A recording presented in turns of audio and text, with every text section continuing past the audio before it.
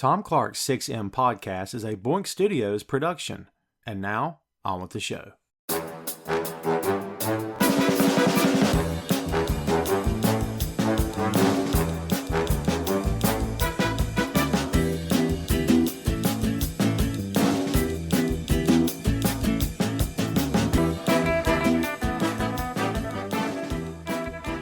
Hey, what is up? Welcome to Tom Clark's 6M podcast.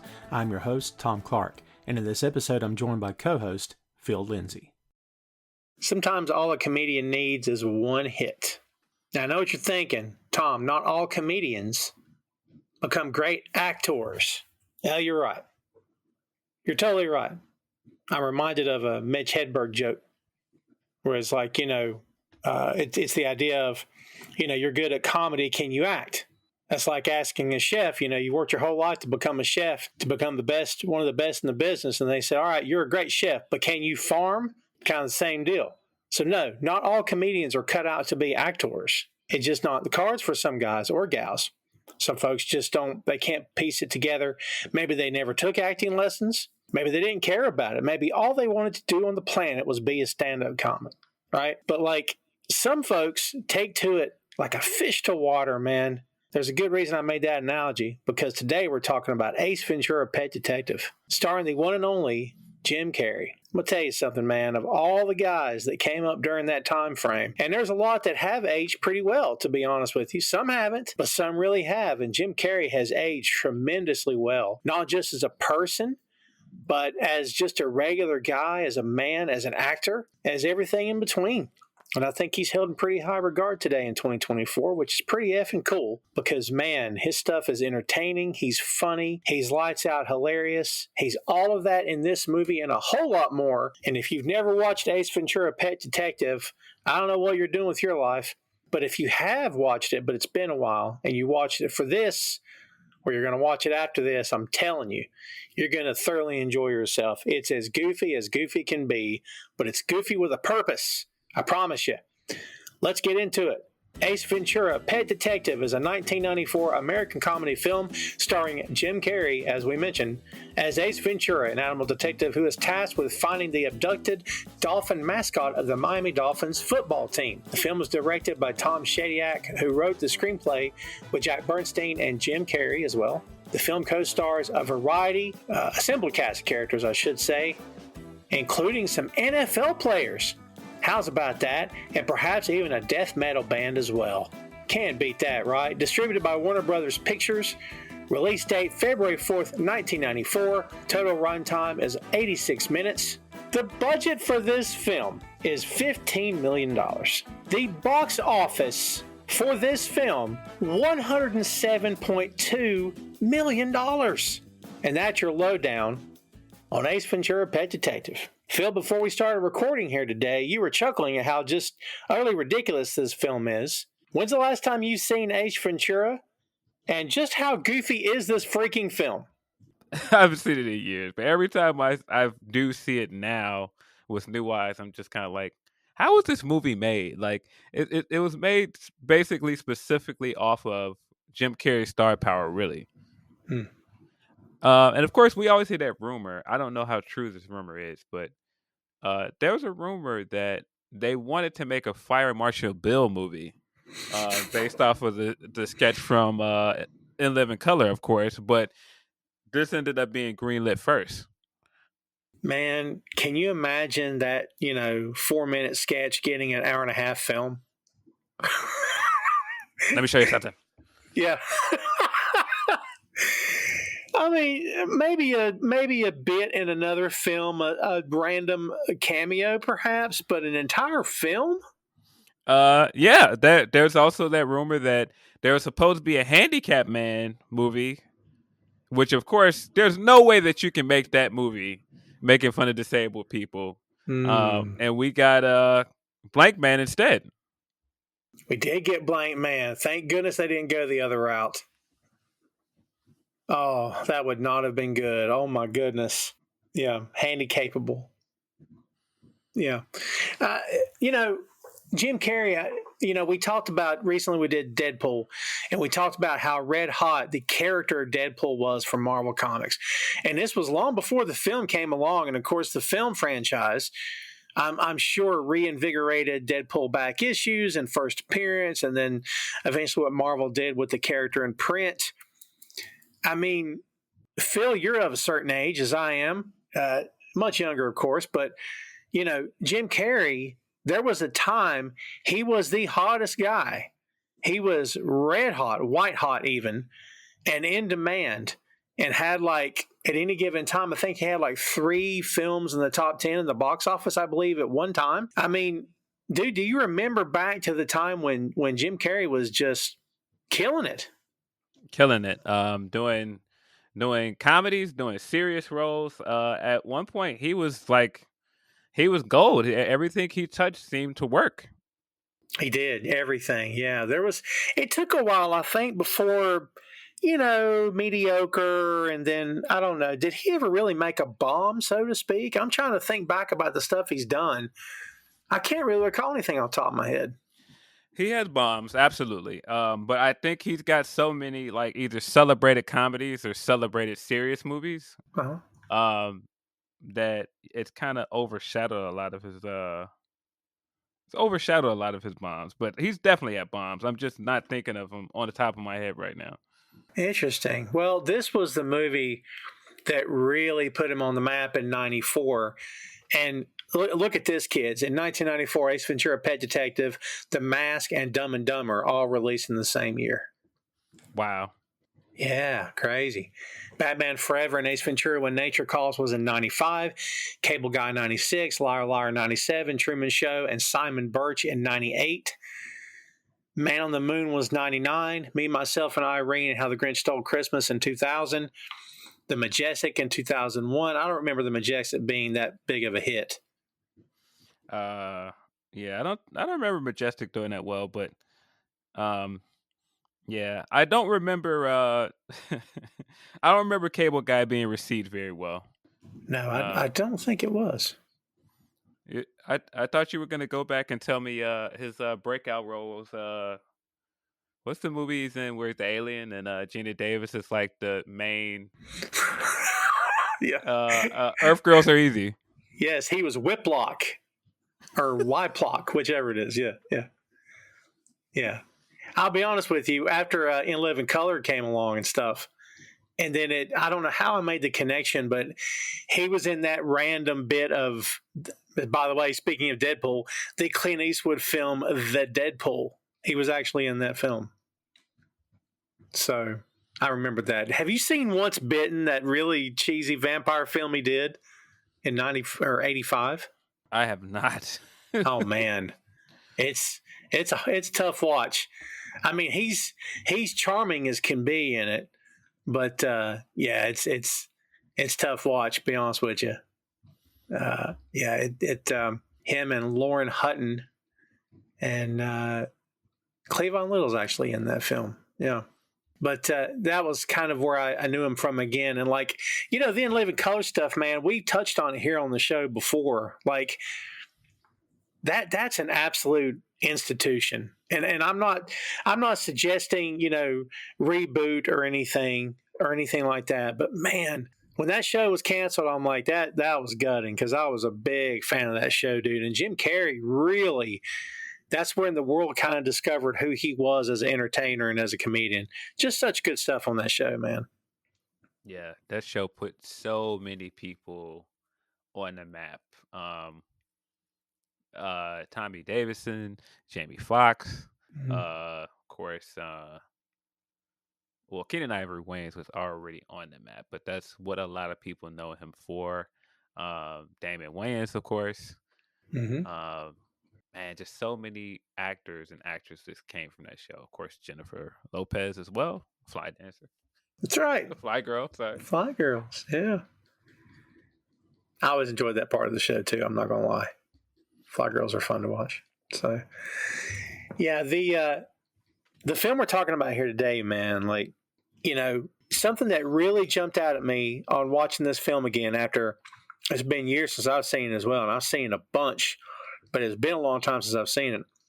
something that maybe I couldn't articulate when I was, in the habit of watching it. It was in a rotation for me in terms of my favorite movies that I'd just pop in anytime and watch on any given day. This guy never winks at the camera. Like, not one time does he wink at the camera, Phil. Like, there's a couple of very, like when the supposed suicide happens and he's trying to comfort Courtney Cox, and then when he's telling her his story, there's a couple of very, very brief moments when you're like, oh, wait, is he a real human? But, dude, he never winks at the camera. How important is it to stick to the shtick in this film for Ace Ventura? I think that this movie only works because it's outlandish and cartoonish. And so if it ever had those down moments where it gets like really serious, they were kind of almost feel like out of place. Like even all of the parts like where he's like having sex scenes in this movie. Like when I rewatch it now, all of the sex scenes are like over the top and ridiculous. They are, especially in the beginning. That the girl who's she's well endowed, let's put it that way, and he's suddenly holding on to something from the ceiling, and like I'm not sure what's going on. Like, what the inference is supposed to be, but like even that scene is ridiculous. Yeah. And then of course the other one later when he's got all the animals sitting next to the bed watching, and it's just so stupid, so ridiculous. She's like 3 times. He's like, I know, I'm sorry, that's never happened to me before. Like apologizing because it wasn't more. So so supposedly the original concept was that the pet detective character was a bumbling idiot until Jim was cast and his character was rewritten. He reportedly had 2 conditions for doing the movie. 1, the comedy had to be as zany as physically possible. And 2, his character, despite his quirks and eccentricities, should be good at what he does. So, and he's actually a really good pet detective in this movie. Yeah, because I think the movie immediately falls apart if all there is him just being a zany screw up, because then why would anybody take him seriously? Like, there's no way in the world, because the initial premise is that the Miami Dolphins talked to somebody within the organization that used him for something else, and they're like, he's really good. Why would this person recommend him if he's terrible at his job? Right, exactly. And it's not like Naked Gun, where like Frank Drebin is among a plethora of people who are not real. Like everyone in this movie, with the exception of Ace Ventura, is like a real person, but he's not. Yes. So it's different, man. Yeah, that's why he can operate in this world and be really zany and goofy. But people are kind of forced to take him seriously because he is good at his job. Like the scene in the apartment where he comes in and he investigates the crime scene after the supposed suicide, and he pretty much embarrasses the entire police force because he figures out something that they didn't even see. And I mean, really, it's because the lieutenant was trying to cover it up. But the fact that he came in and just kind of flipped this card over on everybody on the police force, that's what makes the character work. Because if it's just him being zany and bumbling for the entire movie, it just doesn't work. Yeah, that's fair. That's fair. Yeah. And again, like if he can't wink, he just can't. It can't be, this is all an act, I'm not really like this. Because once you commit to acting like this guy for one scene, you got to commit for the whole film, or that falls apart as well, doesn't it? Yes. Watching it this time when I watched it before today, they do this thing where every time they're doing establishing shots where he's walking on the screen, where they have it all the way back where you can see his entire full body, so you can see exactly like how he walks in, like all of this cartoonish stuff he's doing, all of his gestures, the way he stands, the way everybody else is like in the room is standing still and acting like they usually would. But he's just this one figure in the entire room that's just like kind of walking around like a cartoon character. And it's absolutely ridiculous every time I see it. Every time. The body language, the ridiculous spastic movements he has, like, The hair. Yeah. What the hair? What in the world are we doing with the hair? Like, when he walks into that dinner party or gala, and everybody else is like very uppity, everybody is doing what you would expect at that kind of event, and he comes walking in and he's got like this ridiculous strut, he's got this ridiculous outfit on. It's just like, what are you doing here? yeah, no kidding. There's so much stuff, and because it's Jim Carrey, and Carrey likes to improvise quite a bit, there is a moment when they're going through at that party, and when they walk by the orchestra that's sitting down, he pulls the cellist's arm as he walks by, and so that you get that odd sound on the cello. That was improvised. That wasn't even supposed to happen. So that's cool. The voice of Ace Ventura and the manner in which he speaks was added by Jim only after reading or several read-throughs of the script. The voice was something Carrey used in his stand-up routine. The "alrighty then" was the catchphrase of one of his stand-up characters, and after the lines from the script weren't feeling right, he added it to the script and read through it again using that voice for all the lines. It was such an improvement that it became the main Ace Ventura personality trait. Do you know anyone that still uses the "alrighty then" catchphrase? Because, buddy, I do. No. At that time, there were a lot of people that did, and it definitely wore itself out. Jim Carrey at that time period could not do movies without having people walk away from this mimicking all of his one-liners. I mean, of course, the way he says "Luther" in this, it also was one of those things that was everywhere at one point. Yep. All of the catchphrases from The Mask were everywhere. At one point. Oh, my goodness. No kidding. Yeah. Well, he's the guy. He's the guy for this. I mean, let's think about this, all right? Filmmakers first approached Rick Moranis to be Ace Ventura. I can't wrap my head around that. They also considered Judd Nelson or Alan Rickman. Can you imagine Alan Rickman as Ace Ventura, Pet Detective? No. No, I cannot. Because I can't picture him playing it straight. Right, like, no. Exactly. Yeah. And there was even talk about possibly making Ace a female and casting Whoopi Goldberg. David Alan Grier, another In Living Color alum, he turned it down to play Ace Ventura. So, yeah, that's freaking nuts. Jim Carrey's performance on In Living Color was noticed, and of course, and got him cast. Lauren Holly turned down the role of Melissa Robinson, which eventually went to Courtney Cox. Lauren Holly and Jim, of course, were an item for a long time, Dumb and Dumber. And, yeah, so Courtney Cox here, Phil, as Melissa Robinson. She plays it fine. I don't bump into anything with her at all. I enjoy Friends. I've seen it a bunch. So I like her in this. What do you think about her? And, could this have been anybody? Or do you think that Courtney brings something to this that makes it kind of her character? This could have been anybody. And it feels like they were like, hey, we need a popular love interest / leading female for this movie that is also like kind of the flavor of the month. And so she fit the bill at that time period. That's fair. 94, that makes sense. That makes a lot of sense. Yeah, I like her a lot. I think she's fine here, but I mean, I'm with you. I don't know that she did anything that was, really groundbreaking. Nothing against her, but yeah, this character called for, basically a love interest, and that's what we got with Courtney as this character. I think Lauren Holly would have been an interesting choice, actually, but could have went to anybody, I suppose. Lieutenant Lois Einhorn, and spoiler alert, kids, also known as Ray Finkel.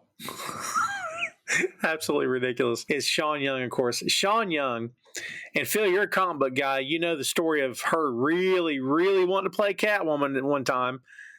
So, what do you think about Sean Young here? This is another actress that was hot at any given time and had a nice little career going and nice little filmography. What do you think about her in this film?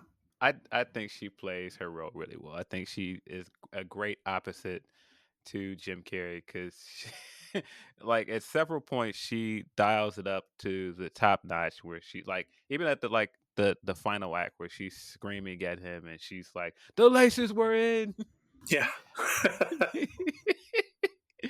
or when she's screaming at the entire police force, which for whatever reason they had to call the entire SWAT team. She's like screaming Yeah. at the entire police force to shoot this man, and I'm just like, this isn't a dead giveaway that this woman's the villain. Like, He's not holding a weapon, and you're ordering the cops to shoot him. you're ordering an entire room of SWAT guys to shoot this man. That doesn't strike me as something that like a normal person would do. Yeah, and all, like you said, 30 cars, 60 cops showed up. Yeah, jeez Louise, man. Hey kids, Tom Clark here, and did you know the very podcast you're listening to right now is available on boinkstudios.com. B-O-I-N-K, Boink Studios is the home of Tom Clark's Main Event, Tom Clark's 6M podcast, and Two Nations Under Ted, a Ted Lasso podcast. Visit the site today for links to every podcast platform, social media, special announcements, and a lot more. Check out the site and bookmark today, boinkstudios.com. I like her here a lot. Did you see the twist at all coming with her and the Ray Finkel thing? No, because it's so out of left field. It's such a ridiculous turn. It's such an insane premise to begin with. No, I did not. Crazy. And, of course, when Carrey finds out they're doing the crying game thing, and that was a big movie when it came out. And, the gay stuff here is maybe not aged too awful well, but hey, man, it is what it is. But I didn't see it coming either, actually. Yeah, I can see looking at it now, it might feel a little bit insensitive, but I don't know. Every time they do the reveal and they start playing the Boy George song, it's funny every time. It is. Oh, my God. You talk about physical comedy. Just the way he's heaving over the toilet, putting all of his body into it. It's so funny, man. Yeah, he's just completely going over the top. He's pouring all of the liquid detergent and stuff in his mouth. He's trying to he's for whatever reason you think it's that disgusting to kiss a man that you're gonna put a plunger over your face, something that's been in the toilet.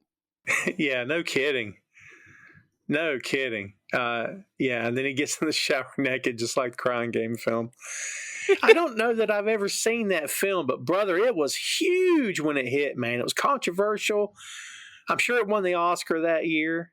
Yeah, crazy, man. I don't think I've ever seen the crying game in full, but I've, of course, know the reveal because the reveal has been turned into such a big catchphrase or one-liner or a punchline to a joke. Yeah, that's true. It's very true. I liked her a lot here, and I think she, I think she played her part well. I think she is the typical, police captain that's, basically pissed off all the time. And it's. I mean, I think she's good. I do not believe, Phil, that this is a role you can just plug anybody into. It actually felt like she brought something to the character and made it. She put some meat on the bones for this character, so to speak. Yeah, at times she's as over the top and cartoonish as he is. Like, he, if you're supposed to buy into this as a real detective movie, which I don't know why you would do that. It's a detective movie, but she also kind of plays this like ridiculous femme fatale character that would be in some of these movies. Mm-hmm. And you could even like in the scene where she tries to seduce him, you can tell what they're riffing off of actually detective movies. And then to do that and then have this turn that not only is she the bad guy, which is something straight out of that genre, but then to add this extra twist on it came completely out of nowhere. Oh, it's awesome. It's so good. Like, utterly ridiculous, complete utter nonsense, but still. He's like, and he's ripping her clothes off, and Sean Young is practically naked here. And he rips open her shirt, and there's her breasts, and he goes, that kind of work can be done over the weekend. Like, he's really wanting to be right. Yeah. Oh. But yeah, again, that's why this movie works, is because you want so badly to believe, well, this guy can't be taken seriously. He can't be right about this. He's a bumbling idiot. Just look at him. And so when he's proven right and all of the things he's doing ends up getting results. It's like, oh, well, wait. And so when you are looking at this whole thing and he's like ripping her clothes off, and he's like trying to pull her hair and all these other things, it's just like, nope, looks like a woman. And he's just standing there looking stupid. It's like, what? What are you doing? Yeah, all the cops are like, oh. And, not for nothing in that scene, Courtney Cox has come in with Emilio, and she's got that massive, looks like a 357 pointed up to his face. And she holds the gun there the entire time. And I'm thinking, please tell me that gun's not loaded. Like, put the gun down, Courtney. What are we doing here? Yeah, it's, again, utterly ridiculous, but I'm here for it. I thought it was nice twist that, no one saw coming. I sure didn't see it coming. So I mentioned Emilio. This is Tone Loc, man. Tone Loc flexing, showing off his acting chops. Are you a Tone Loc fan there, Phil? No, not really, but like he was one of those. I said all the time, hip hop is one of those things where it relies on guys that are like great hip hop characters or hip hop personalities, and for me, Tone Loc is more of a hip hop personality than I do think of any of his music, because when you think of him, you immediately think of his voice, you think of some of the movies he's been in, you think of just like what he represents to hip hop more than any of his music. At least for me, like, of course, Funky Cold Medina and all this stuff that like he's known for. I don't want to say that his music wasn't largely popular, but for me, somebody that grew up way after his time period, his heyday, I just know him as like an entertainer more than anything. Yeah, that's fair. Didn't he do like a cartoon movie or an animated series at one point? He's in Bebe's Kids. That's right. Man, I'm telling you, that voice, holy cow. Perfect for voice acting. Oh my God, right? Like, man, good for him, dude. Because, like, I'm sure that you've personally known people who are like, oh my God, you should have done something with your voice. Like, not everyone gets that lucky break or gets to know the right people or can afford an agent or whatever that looks like. But man, good for him that he made a career of that, because man, that voice is just fantastic. Really, really good stuff. But I'm like you. I think of him more not for his music, but more of him as just a personality, which is great. I mean, he made a whole career out of it, so good for him. Good for him. So Noble Willingham as Riddle, and if you've ever watched TV in this country, you know who Noble Willingham is. He was actually in Walker, Texas Ranger, which all of our older listeners will really enjoy hearing. But man, let's see. He is still with us. 70. No, wait, I'm sorry. He passed in 2004 at the age of 72. He had a long career, buddy, in film and television. He started in 1971. So, yeah, man, he'd done a lot of stuff. He was in Chinatown and Paper Moon, Chinatown. He was in Grease Lightning. Man, I haven't seen Grease Lightning in years. Independence Day, of course. He was in La Bamba, Good Morning Vietnam, City Slickers, The Last Boy Scout. Man, his career is huge. He's here as well. So good, always good to have talented character actors here. John Capodice as Sergeant Aguado is here. Raynor Shine as Raynor Shine. That is his name, Raynor Shine. Wow. Yeah, but it's not spelled that way. As Woodstock. Looks like Ace's like sidekick. It's like his guy in the chair, so to speak. You've got some other guys here. Let's see. Troy Evans as Roger Podactor. Again, Troy Evans, if you watch any TV in this country for any amount of time, you've seen Troy Evans do all kinds of things. His filmography is massive as well. Demolition Man. Let's see. My Blue Heaven, Twin Peaks.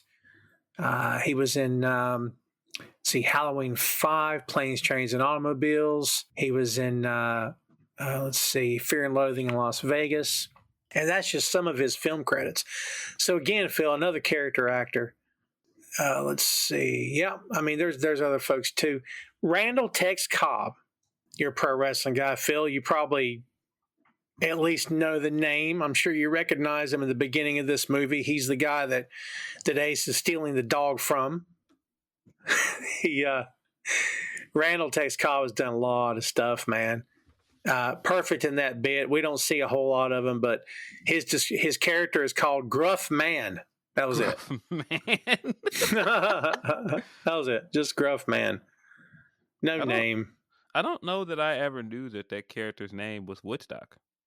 Yeah, the guy that he goes to get information from. He yells at him as when he goes through the club and he finds him in that back room. He yells his name, Woodstock. Maybe I just never paid attention to that, but yeah, isn't Woodstock the name of the bird from Snoopy? It is. Yeah, Randall Tex Cobb actually had a history as a martial artist, former professional boxer, as a heavyweight, and did all those things before becoming. He actually fought Larry Holmes, and later on became an actor. So yeah, done a lot of stuff, man. This guy's career, holy goodness. His filmography started in 1979 through 2000. His TV career, 85 through 2001. So the guy worked quite a bit for sure. So, yeah. I immediately recognize him every time as the henchman from Golden Child. Yeah, that's right. That's right. Yeah, for sure. Yeah, good stuff. Good stuff. He's here as well. And you know what? I could be wrong. But I think he may be in, what's the Stallone film? The arm wrestling film? Over the Top. Yeah. Don't quote me. Let's see. I stand corrected. Why was I thinking he was in Terry Funk's in Over the Top, isn't he? I think. I think so. I wouldn't be surprised so. if Tex is in there as uncredited actor or something. Could be. Yeah, could be. It's this kind of movie. Man, he did a lot of stuff, man. Raising Arizona, Golden Child, like you said. Ernest Goes to Jail. I'm just saying, if we're talking about classics here, Phil. Ernest Goes to Jail. Oh, my God. Ernest P. World had an entire run of just doing movies about just the same character. I don't know how he just doing stuff. Yeah, just Ernest Goes to Jail. Ernest Halloween. Ernest Christmas. Ernest Goes on Vacation. Like, what are we doing? I will admit that Ernest Saves Christmas is in my Christmas rotation every November, December. I'm not going to lie to you. It's so freaking ridiculous and corny, but I just, it's one of the movies we watch every year. But yeah, he's, rest in peace, Jim Varney. Just never had a bad word said about him. Everybody loved him. Really good guy, funny. And look, man, made a whole career off one character. Good for him. You know, he found something that worked and ran with it. So if you're working in Hollywood, you should be so lucky to have get that kind of work consistently. So yeah. We just don't see that anymore. We really don't see like those kind of characters end up getting their entire career just based off of one character or one stick. We don't see that often anymore. I mean, Medea, I guess. That's a good one. That's not bad. I was going to say Jay and Silent Bob. Yeah. Where it's, you know, they've done other stuff, and Kevin Smith's, of course, a big time director, but like, and you know, they've appeared in things that Kevin didn't direct. So like the idea of a character you can throw in any, it's kind of like Stan Lee. You could, you know what I mean? It's like he just kind of pops up. But yeah, you know, that's a good point, man. Medea might be the only example I've got like recently. Yeah. Yeah, no, but what I can't remember the actual name of the Halloween movie. It's not Ernest Halloween. It's Ernest Scared Stupid or something like that. That's it's it. Actually that's it. In the rotation, I think, of all-time great Halloween movies. Yeah, it's so bad. It's ridiculous, but it is ridiculous. It's in the rotation of like, it's in the pantheon of childhood like Halloween movies. That's fair. The bit near the end where he's in like this, I guess it's a cemetery, and he's in the truck and he's giving himself a pep talk to go run these things over, and he throws it in drive and lifts his legs so far up that you see his boot in the camera shot before he slams on the gas pedal is one of the funniest things I've ever seen, because it's, again, so ridiculous. Yeah. Miak. Eat Miak and die, trolls. Oh man, I wanted to also mention the guy that was here at the party who was walking with the cane, Udo Kier. I never been able to mention that name because I never knew the guy's real name. German actor, character actor, of course. He is still going, age 79. His filmography is effing insane. Started in 1966. And his most recent, well, let me just keep scrolling, Phil. It'll take me an hour and a half. His most recent credit was 2022. And there's another film to be announced for the release date that is in post-production that he's in as well. And yeah, again, Phil, man, I didn't realize until, actually reviewing this thing, the sheer number of character actors there are here. And look, at the very least, it brings some sort of maybe humanity or realism, perhaps, to this to a certain degree. What do you think? Because, Ace is so zany, but then he's got all these real people around him. Yeah, I think it helps that it kind of builds this world for him where it's not just him reacting off of all these other people that are just like strange normal people, but it's also all of these other people that can be bit players or like somebody that's like a celebrity. Like it almost feels like a sitcom of like all pro football player Dan Marino, what are you doing here? It's like a Scooby-Doo mystery. It does. It does feel like that. Oh, that's really good. Yeah. Let's see. And the old guy, his landlord, Mark Margolis. That guy. Wow. You looking like that and you sound like that. He's bound to be somebody. You know what I mean? We lost him actually in 2023, aged 83.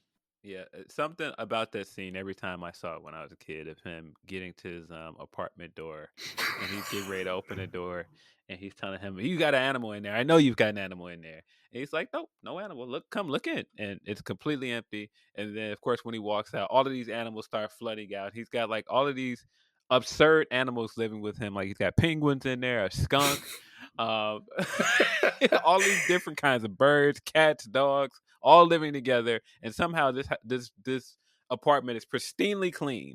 Like no droppings anywhere, no mess anywhere, just pristinely clean. And no odors, by the way. Yes. Yes. There's an otter in the toilet. Don't forget the otter in the toilet. Yes. So good to let me catch you with animal here. That's all right. Take care now. And then bam, slams the door right in his face. Oh, that's good. Yeah, you're right. When he does that bit where he just whistles and they all come running out to him. It's like these animals there's an unspoken agreement. It's like, look, I need you guys to hide. Be sure that you're hiding. And you come out when I call you. All the birds. There's a monkey in the bread box, a squirrel in the planter's mixed nuts can, an iguana in his dresser drawers, a raccoon in the trash can. Where else would the raccoon be, Phil, honestly?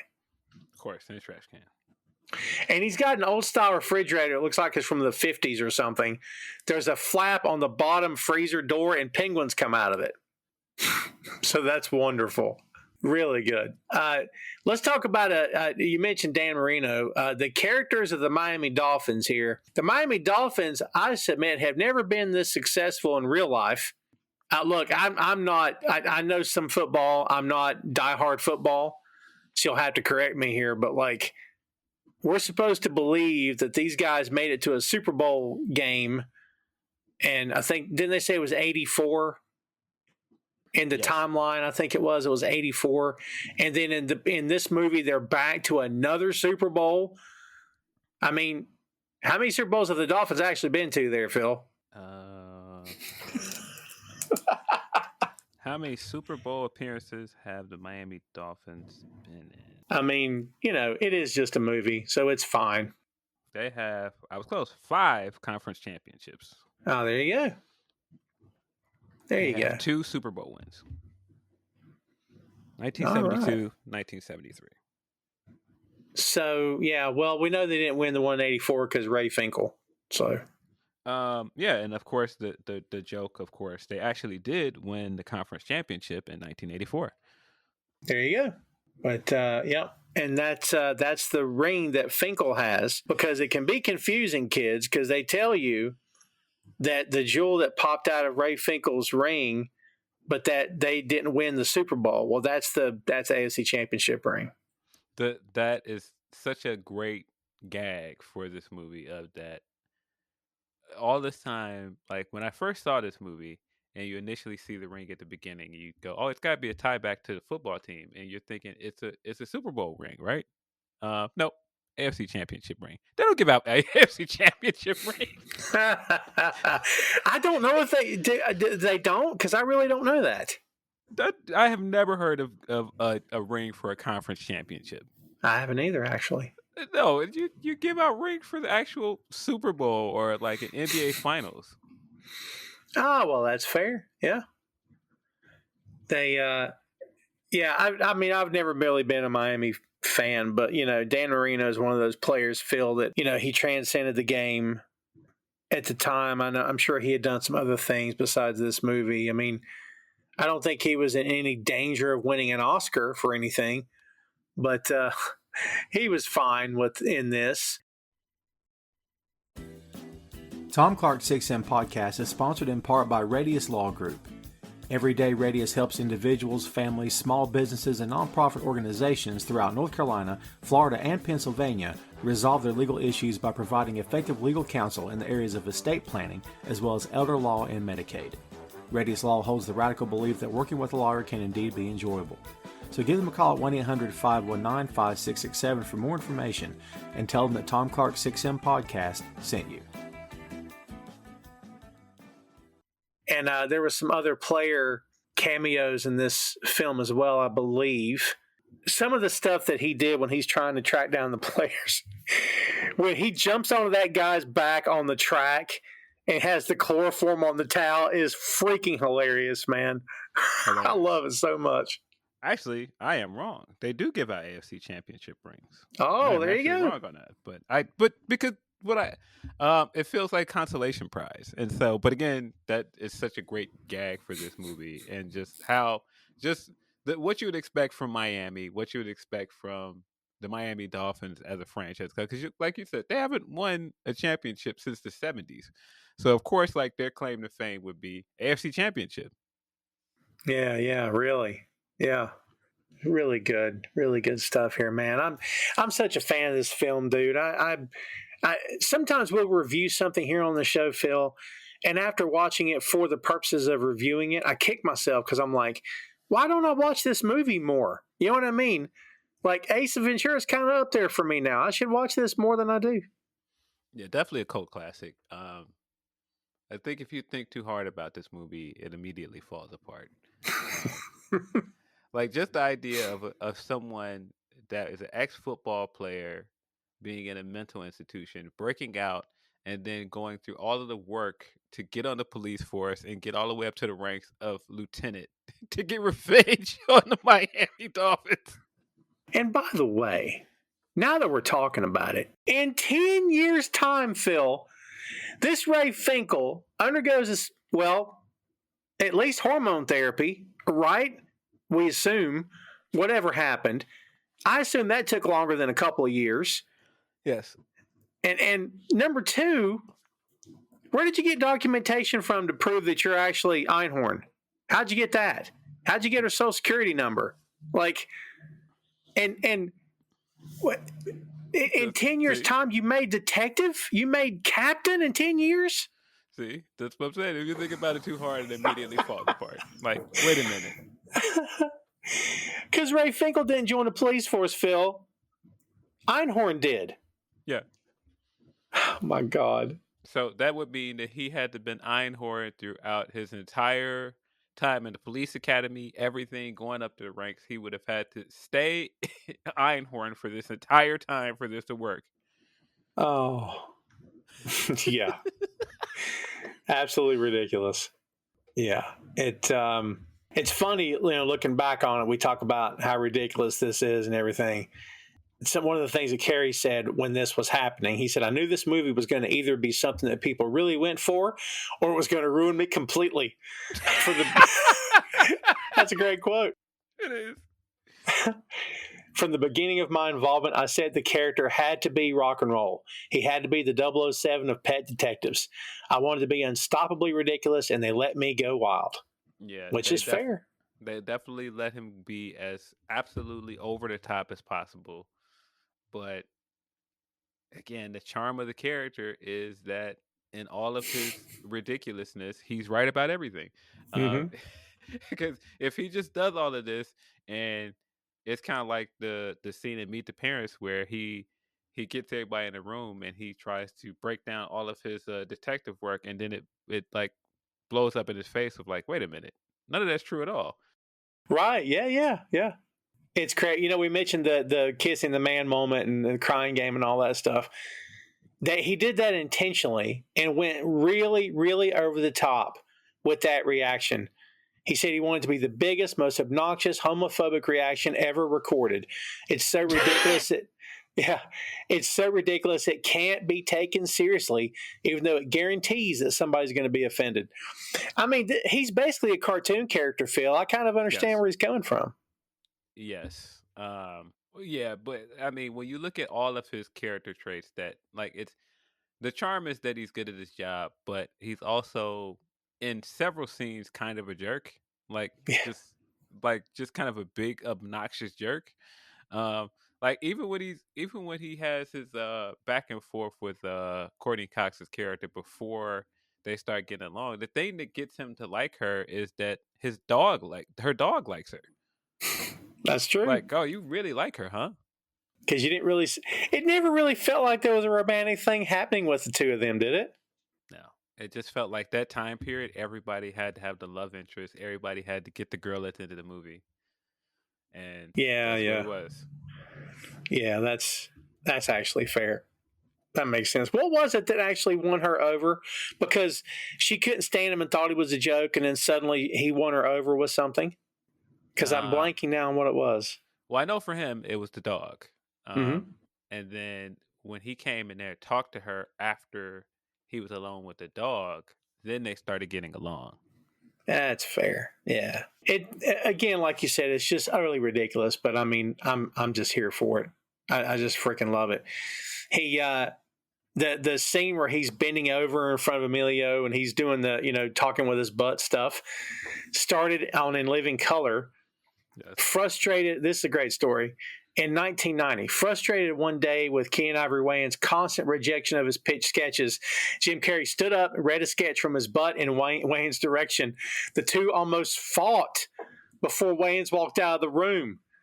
Later, we sat down, talked, and everything was cool, Wayans said. Oh, my God. Isn't that crazy? That sounds.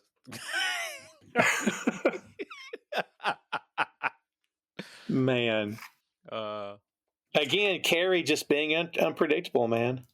Yeah, but I mean, yeah, I mean to bring this back home with how he acts towards a lot of the human characters in this movie, I could see somebody being that in love with animals and that interested in doing right by the animal. Um, I can see him very much being the person of, hey, love animals. I don't have much use for actual people in real relationships, though. Yeah, yeah. Cannibal Corpse is in this, Phil. Are you a Cannibal Corpse fan? No. Come on, Can't Phil. say that I am. Jim picked these guys himself. He wanted them in the film.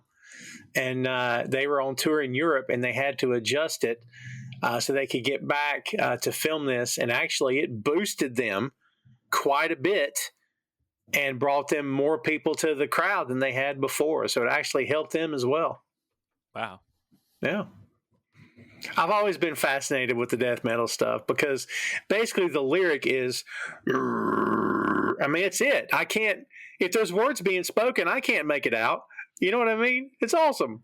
Yeah. I'm not a big metal fan, but yeah, it's such an interesting genre because I'm just like, that's it. You're just gonna scream for the whole song.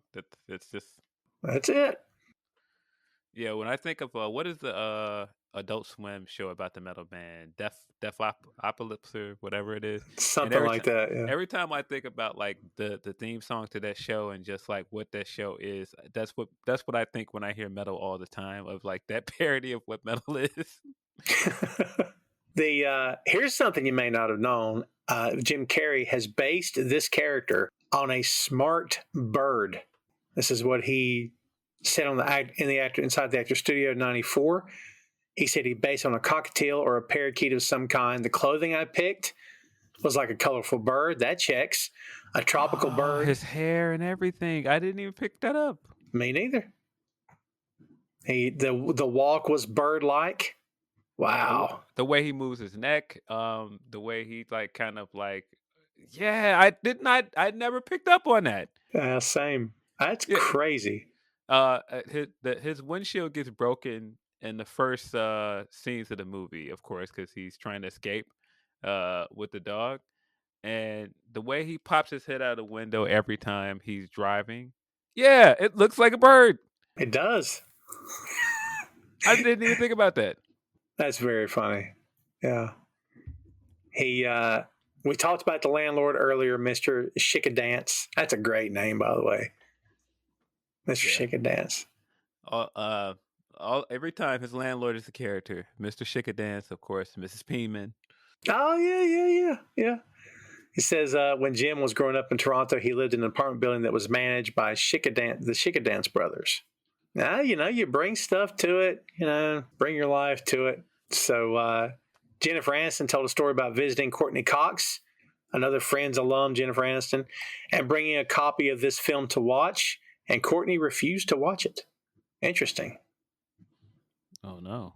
Yeah, I don't know what the feedback on that is. I mean, you're in one of the biggest movies of the year, I'm sure. So, yeah. Sure she did not look fondly on that experience for some reason that we probably will never know. Yeah, that's Maybe fair. she wanted to be taken seriously, and this was not serious at all.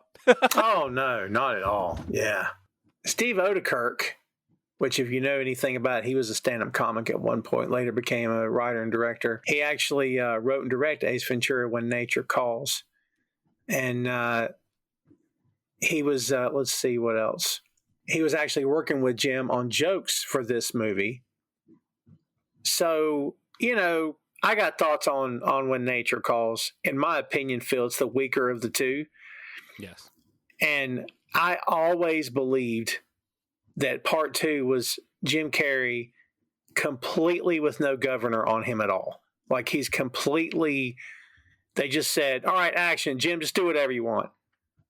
And like, in my opinion, I've made the comparison between Jim and Robin Williams and, maybe Ryan Reynolds to a certain extent, maybe. We talked about it in the Deadpool episode, but, I'm not saying restrict these guys to the point they can't breathe, but it has to be the right mix. Like this film, Phil, versus the sequel, this is just the right mix of him being over the top, but not so much that do you really get sick of seeing Ace in this movie? Do you ever go, oh, God, I'm starting to hate this guy? Because, like, there's moments in the sequel for me where I'm like, yeah, I'm kind of getting tired of this. Do you know what I mean? Yeah. The first movie was successful, and so the answer to that on the studio side is always to dial up what worked in the first one up to the 100th degree, and so of course you're gonna get even more cartoonish. You're gonna get even more over the top. You're gonna have crazy stuff like him in Africa and all these other things, and it's just like no, no, no. Him just being a small time pet detective and getting something as outlandish as working a case for the Miami Dolphins is funny. Him having like this international adventure is just like, why are we doing this? Yeah, no kidding. Yeah, it didn't feel right to me either. Not at all. They, again, man, like I think in certain doses it makes sense and things work, but then like again, it's just too much. And honestly, we talk about how things happen here, and as sequels come along and whatnot. I mean, let's see. As we said, the budget for this film was $15 million, and of course, it made $107.2 million.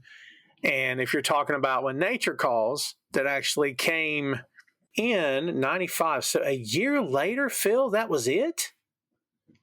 Yeah. Crazy. Green lit that right away, huh? Yeah. Yeah. And I mean, there are bits of it that I think are really funny, of course, but it doesn't work as well as the first movie.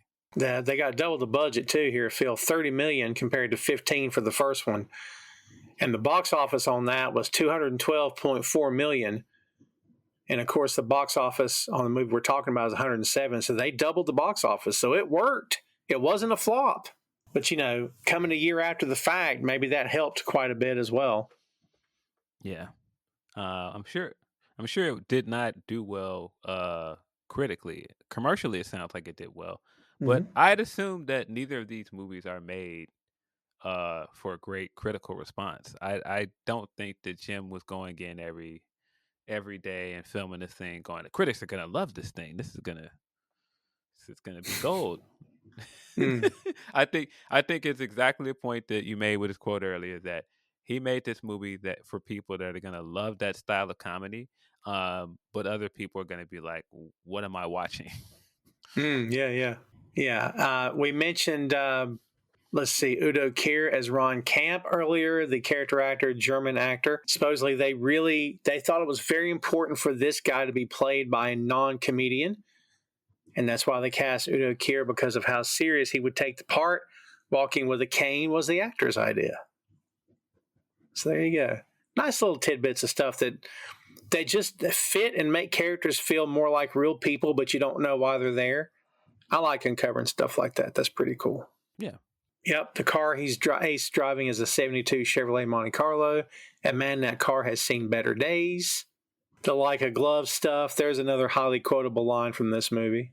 This man, it's such a good flick, and like again, it's not meant to be taken seriously. And like if you're going to, and I keep mentioning Deadpool, my apologies, but like if you go to Deadpool looking for high art, you're not going to find it. If you go to see Ace Ventura: Pet Detective looking for some, the meaning of life, you're going to be out of luck. Like this is the Three Stooges, man. This is a character that's not real.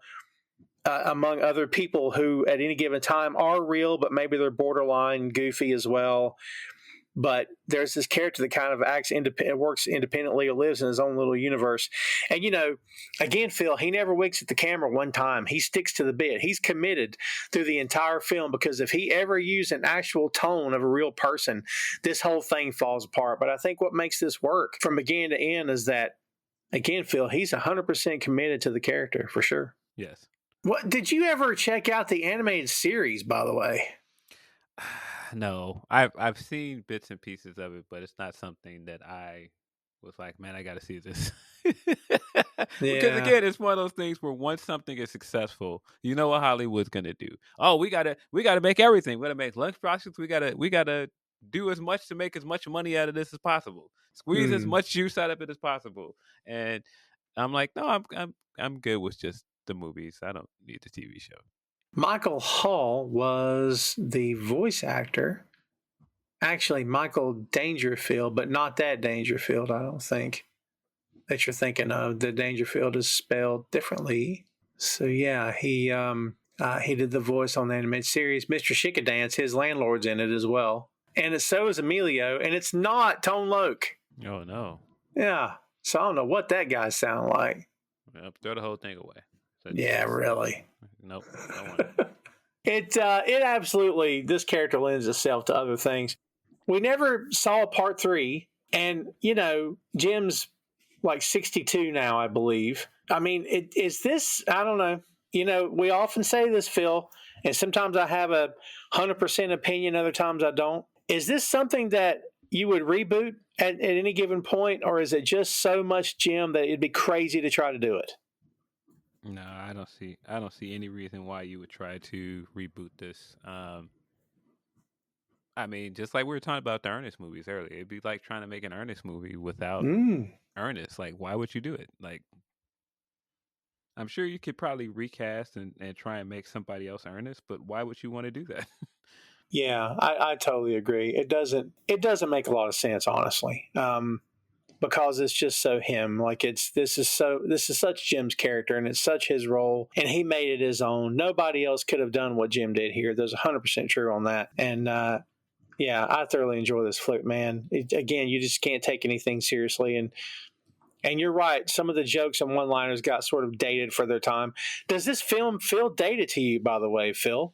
It's definitely a relic of that time period. Tone Loc, Yeah. Dan Marino, even Courtney Cox, and everything around it just feels like, yeah, this is a very early '90s movie. That time period for Jim Carrey, yeah, it could be just because I was around for that time period as a kid, and I'm just like everything around this. I remember, like, even when the movie's going off, and of course, at that time period, almost every movie had to have some kind of um, rap song at the end that like had the main character in it, and of course, it's the Tone Loc song that comes on at the end.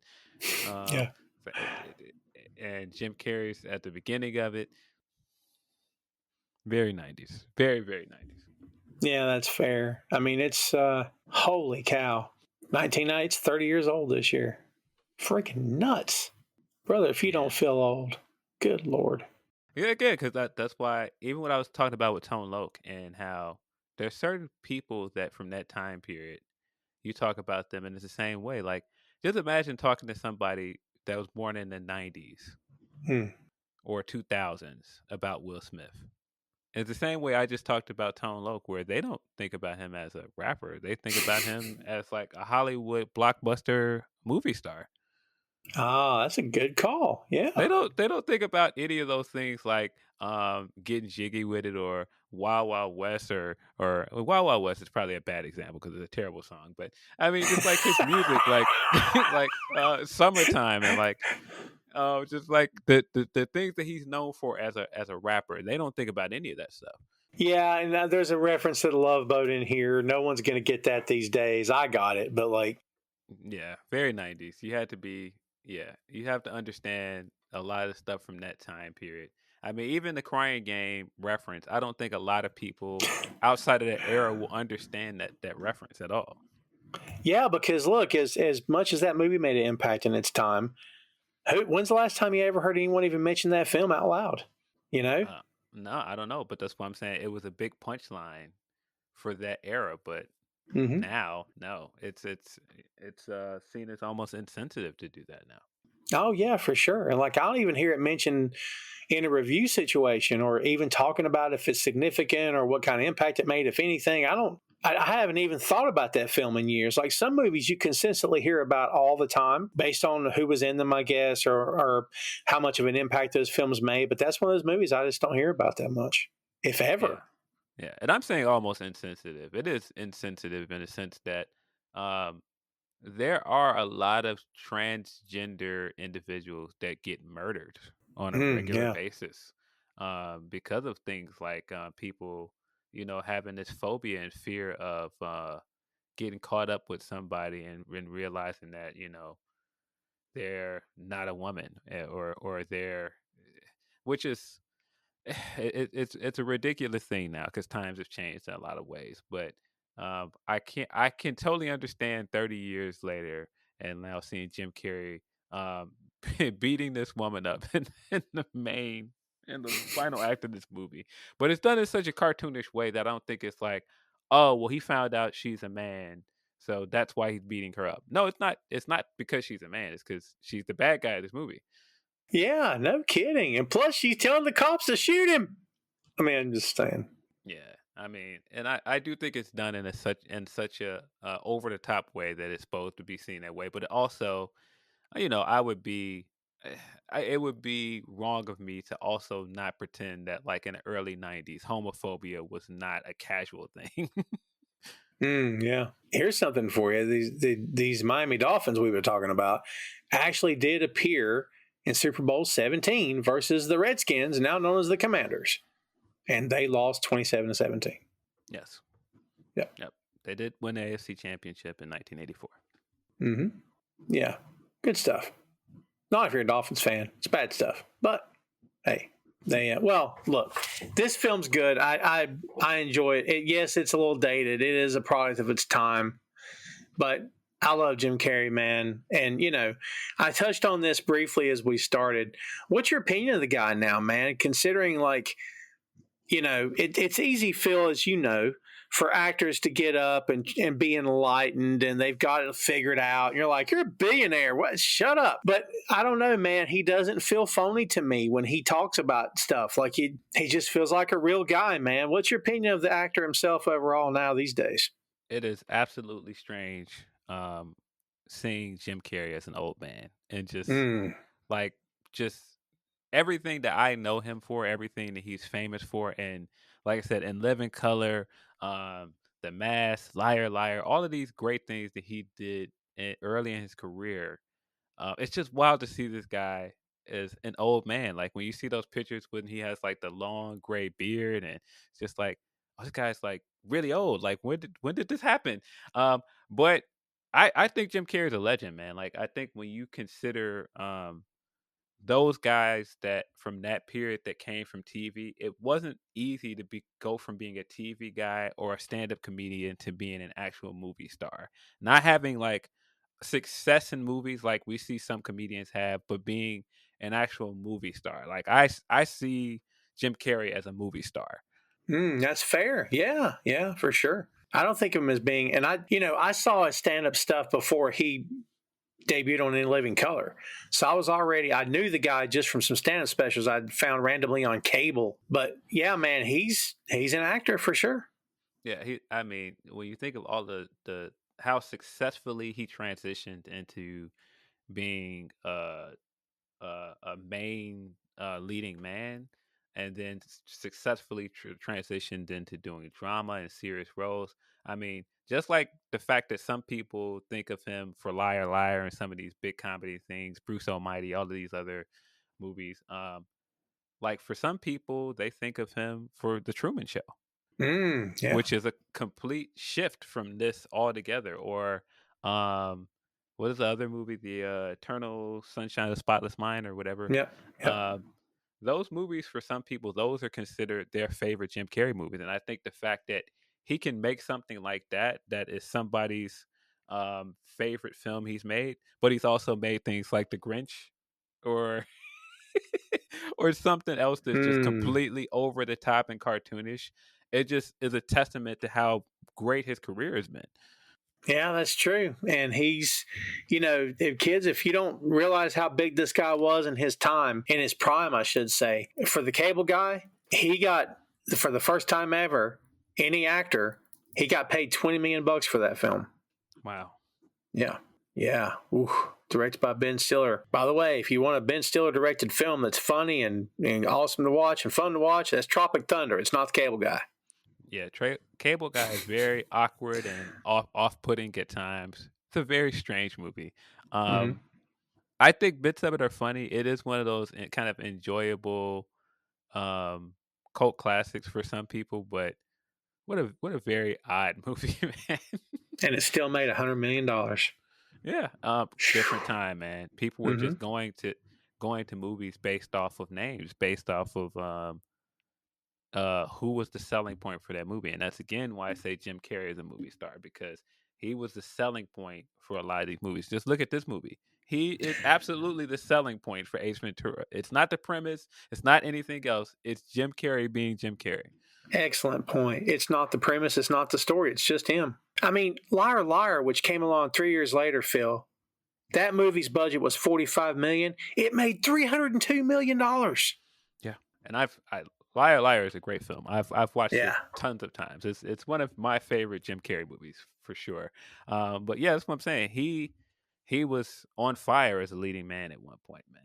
Yeah, my God. Bruce Almighty, the budget was $81 million. It made $484 million. Yeah. Jesus Christ. That is insane. No pun intended.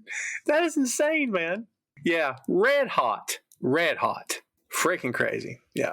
Well, until this becomes a 2-hour Jim Carrey episode, I think we'll wrap this up, kids, with Ace Ventura: Pet Detective. We've talked about Jim here on the show before, but I think just in passing, I don't believe we've ever done any of Jim's films here, have we?